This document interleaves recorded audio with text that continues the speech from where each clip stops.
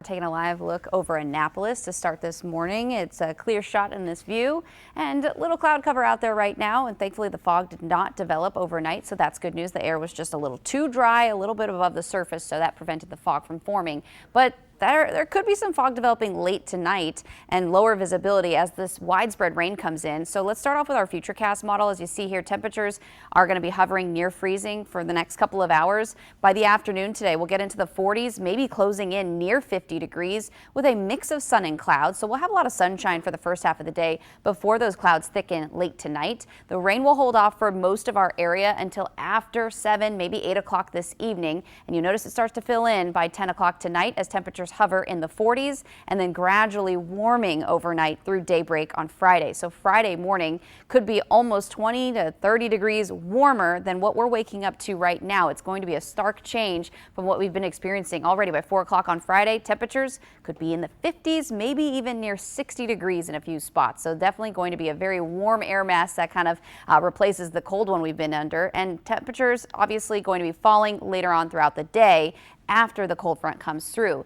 You'll notice here 7 a.m. there's going to be a narrow band of showers that tries to pass on by. That's likely going to be associated with the cold front that comes in.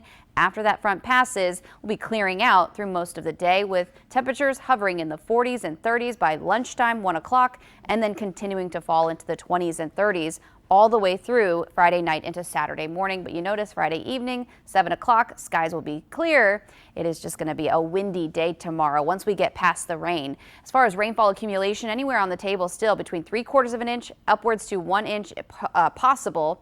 And some spots may even pick up a little bit more depending if we get a thunderstorm out there that could dump some even heavier rain. So something to keep in mind as well. Now let's also focus on the wind because this is an additional component to this system that comes through. Well, you're noticing the winds gusting up to 40, maybe 50 miles per hour here in the Baltimore area. In fact, winds so strong throughout much of the day on Friday that the National Weather Service issued a wind advisory for us that will take an effect early Friday morning, lasting till about 7 o'clock at night on Friday.